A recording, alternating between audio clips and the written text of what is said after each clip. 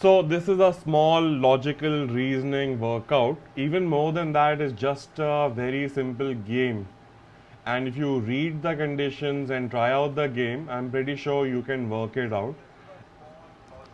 And this is a CAT 2017 set. So the point of this lesson being that how easy life is if we read the instructions and play the game. This set was also shared via the community tab yesterday, I think. So maybe some of you have already tried it. Even if you haven't, you can play the game together. So let's get started. The story is quite straightforward. I will read it out loud and then I will interpret it. It will not take more than a couple of minutes, and then I will just play the game given in the questions. So the story says, in an 8 by 8 chessboard, a queen placed anywhere can attack another piece if the piece is present in the same row or in the same column or in any diagonal position in any possible 4 directions. So this looks complicated to read maybe, but to understand it's very, very easy. If I put my queen, let's say at this particular position, I can attack anywhere in the column up and down. That means I can attack anywhere vertically if you want to use that term. I can attack anywhere horizontally. This is the horizontal path line. I can attack along the diagonals. I can attack along the diagonals in the other direction also. So that's all the instructions say, and it might read as a very complicated text, but if you have ever played chess, even heard about it a little bit, maybe just like one day of introduction, this is very common knowledge. But even if it is not, one can figure out this logic in no time, that these are the rules of the game. So I understand that I can attack vertically, horizontally, and along the diagonals, right? So when I try something like this, I want to play with that information a little bit, change my position and understand how the game is working, right? So just to understand that game further, I moved my queen somewhere else. That sounds so romantic. And then I know I can attack along this line, I can attack along this line, I can attack along this long diagonal, or I can also attack along this short diagonal. So I'm playing with that basic information a couple of times just to get a hang of the story, even if I have never played chess earlier. There was another piece of information which sometimes people miss out on, is that it can attack, but provided there is no other piece in between. So if there are two pieces in a row, I can't attack the piece which is protected by the piece in front, right? So I want to understand this part as well, and say I will pick up a pawn, and say if I have two pawns on this horizontal row, so this one can be attacked. The queen can attack this pawn, right? But this pawn is protected by the pawn in front. So that was the other part of the story, that provided there is no piece in between, right? So the queen has a particular way of attack, particular directions open to attack, but in those directions there should not be something in between that line of attack, right? Again, a very, very simple piece of information. And then the columns are labeled A to H. I have labeled the columns A, B, C, D, E, F, G, H, and the rows are numbered 1 to 8. So 1, 2, 3, 4, 5, 6, 7, 8, right? So this is my way of labeling all of these blocks so that we can talk about, or let's say when we are playing, we can note down where the location is, right? So let's say in this particular case, right now in this story, my queen is at E, in the E column and in the 4th row. So this position will be described as E4. So what I'm going to do now is I'm going to move the queen somewhere and ask you what is that position. So say if the queen is here, what is this position, just to articulate it? What is the current position of my queen? C2 is the right answer, 50 points to Gryffindor. or Slytherin maybe. But the correct answer is C2. Let me try it one more time. If I put my queen here, what is the position? Pranami Datta is the first one. G7 is the right answer. 50 points to Hufflepuff. I'm randomly allocating houses to people. So we understand the labeling game, right? So that is not too much of a challenge. Now I can straight away look at the question because I know the labeling game and I know the direction game. Where can the queen move? So for example, in this story, tell me right now, which of these two pawns is safe from the queen? And you can answer it using the, again, the label process used earlier, right? Which of these two pawns or these pieces is under attack from the queen and which one is safe? So I got answer as F5. So I'm assuming everybody is saying that F5 is safe and E5 is not safe because the queen is on the diagonal and can attack the pawn directly. Right? So now I know the game very well. Now it's just a game of concentration, stamina, trying it out. It's not even a challenge anymore, right? So let's see what the question is. Now the question says, if the queen is at C5, so a new story, let me reset my board, let me throw out the pawns. It says the queen is at C5. Oh, technology. Queen, C and 5, queen is at C5. Now in your exam you will not have such a nice chessboard, you will have to make an 8x8 grid quickly, and once you make it the game will be fairly easy after that. So queen is at C5. But there are other pieces at position C2. So let me fill that out step by step. Now the moment I plot this, my game is over. Do I need to use arrows, etc.? Let me do that. Why not? It's digital edtech after all. Is this under attack? Let me put a crossbones. So this is definitely under attack, right? Which other ones are under attack? Is this under attack? Yes. Is this under attack? Yes. Is this under attack? Yes, on the diagonal. Is this under attack? Is this pawn under attack? So now tell me, what is the answer and how long did it take to get to the answer? Did we get the answer? Is everybody clear about the answer? There should be zero doubts here. Yes, so the first question is done. Ready? New story, new question on board. Let me get rid of all the artwork.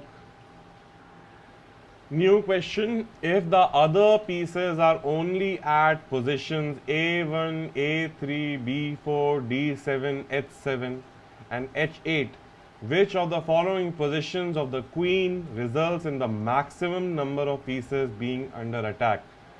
So I will put on the pieces on the board, A1 and H8.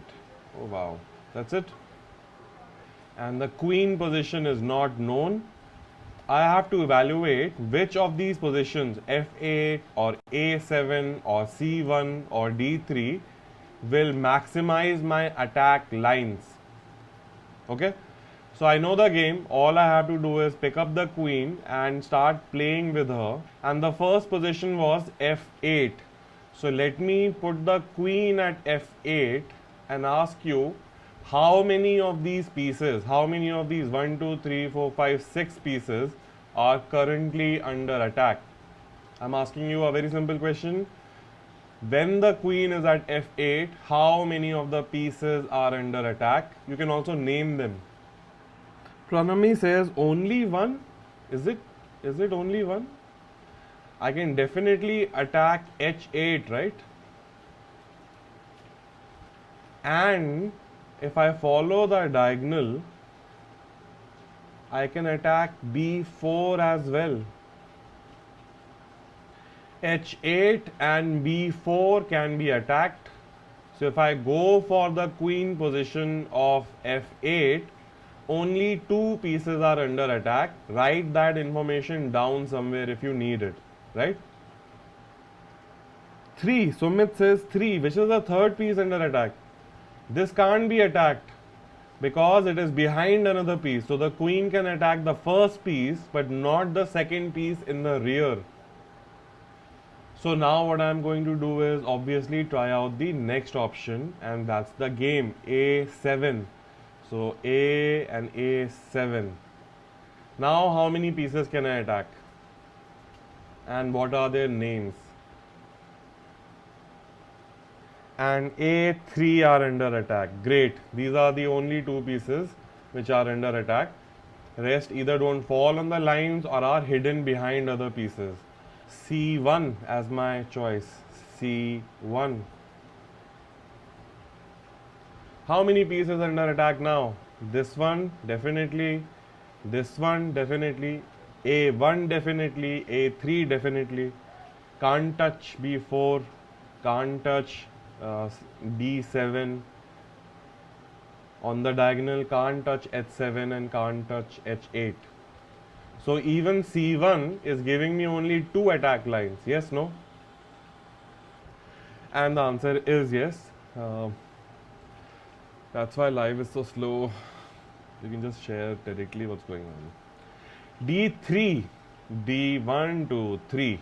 How many lines or how many pieces under attack? 1, 2, 3. Ooh, attack, diagonal attack. So what is my final answer now for question number 2? D3 is the correct answer. So I'm guessing the remaining questions can be tried by you, by yourself. The game is the same thing. Oh, what a struggle. So now the questions are, now the next question is, if the other pieces are only at positions A1, A3, so let me start putting again. A1, A3 I already have. B4, okay, B4 also have. D7, wow, D7 also I have. H7 and H8, wow, same story as before. And the question is, from how many positions the queen cannot attack any of the pieces? Yeah, this is slightly, I can't even call it tough, but let's say a little more thought required.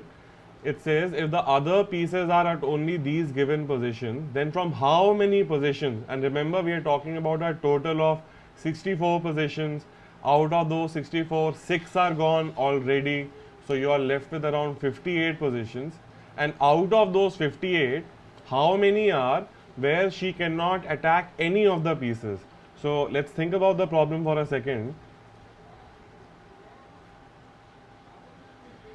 If I put my queen here randomly at F3, she can attack A3. So this position I cannot count as one of those positions where from no attack can be made. I hope the language and the idea is clear. Once that is clear, the solution is going to be very, very straightforward just by trial and error. Right? So the game is I should not be able to attack any of these pieces. Now, one is I can just try randomly placing the queen at positions, or I can think about it. Any of these positions, any of these first row positions are completely gone. Why? Because if the queen is anywhere here, she'll be able to attack A1. So I can't do that. That means if I pay attention to the labeling, if I look at 1, I know the queen cannot be in any positions on the row 1. If I look at A3 similarly, I know, slow technology, I know queen cannot be in any of the positions on row 3 at all. Yes? Similarly, the queen cannot be in any of the positions by row 4 and row 7 and row 8. So these are already ruled out for you very, very easily, right? So the row 1, row 3, row 4, row 7, row 8, all the positions are out. Similarly, if I think of columns, can the queen be in this column anywhere? No. All positions are ruled out because there is a single line of attack possible. Can the queen be in this column anywhere? No, not at all, because this one will be under attack. That leaves me with a little bit of thought about this column. So let me investigate this further. I'm talking about the column C, right? So if I am thinking of column C, the first row, the 8th row is definitely out. The 7th row is also out because there is a line of attack. The 6th row is also out because I can diagonally attack this particular piece. The 5th row is also out because I can diagonally attack B4. 4th row was anyway ruled out. 3rd row was anyway ruled out. So maybe there is a 2nd row that I can put my piece in. But even if I do that, I can still attack this particular piece diagonally. So even this is not allowed and this is not allowed, right? So I'm thinking of the column C, and again I see none of the positions work for me. Are we getting the game? Yeah. So I see column C is ruled out. By the same logic, column D is also ruled out. Now I'm thinking of column E. But in column E, this row 8 is ruled out, row 7 is ruled out, row 6 is ruled out because of the diagonal, row 5 is ruled out because of diagonal attacking H8, row 4 is ruled out because was already ruled out, row 3 is ruled out, row 2 maybe I can place something here. I'm not attacking anyone. Yay, my queen is shant now. Also guys, this is just me thinking out loud. There's no magic shortcut. It's just a game that you have to play. In fact, the whole summary of this lesson is, look how easy it is. You just have to read the instructions and play the game. There are plenty of sets like these which are zero prep sets. So if you get over the perception and the myths and the storytelling that children and teachers do to each other, the challenge is not that big. That's the main point of this whole session. Because anybody can do this, right?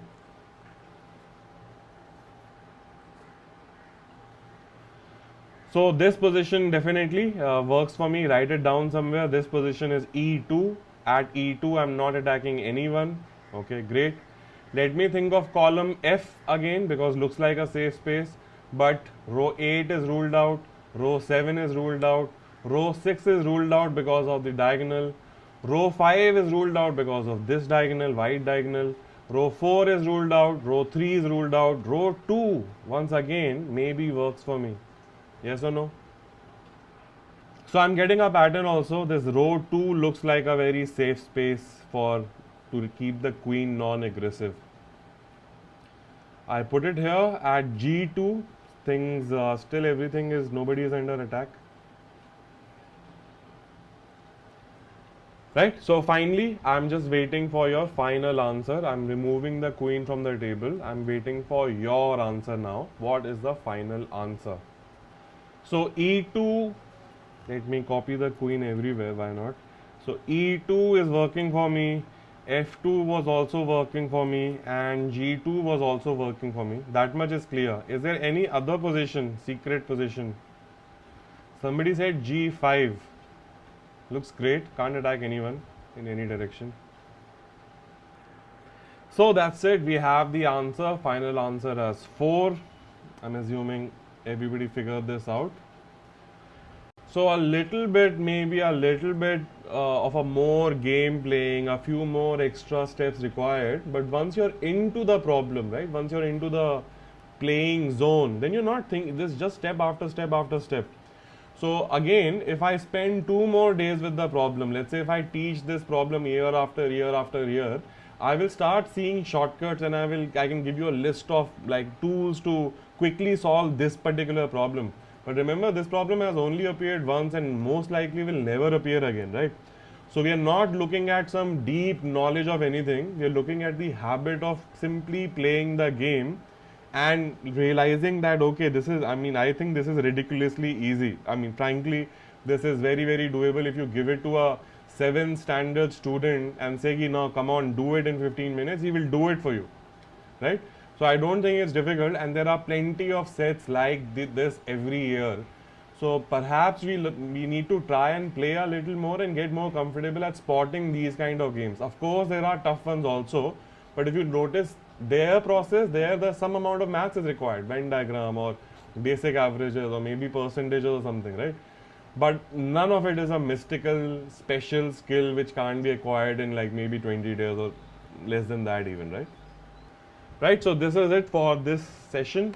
I hope everybody understood the game, not only the game, the idea that it's as simple as read the story and play the story. Yes, in the exam you will not have such a fancy chessboard to play with and you'll have to draw it out. But once you do that the game is basically happening in your head. So I hope everybody understands that and had fun with this.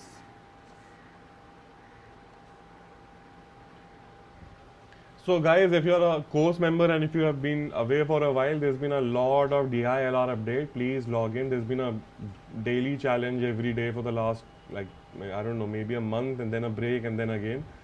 So the lot of work to do. Maybe one set a day is definitely a great idea starting from now on. Minimum. If you're just starting, start with one challenge a day. It's all listed in an order. So just go through the order, one challenge a day, besides whatever maths or verbal work you're doing. And if you do that in 45 to 50 days, I can promise a lot of results. But if you delay the process anymore, if you delay to another 20 days, then pressure also comes in and stress also comes in, and obviously there is so much myth making, so it becomes difficult and difficult. So please start as early as possible. One is minimum. If you're having fun, go for more also.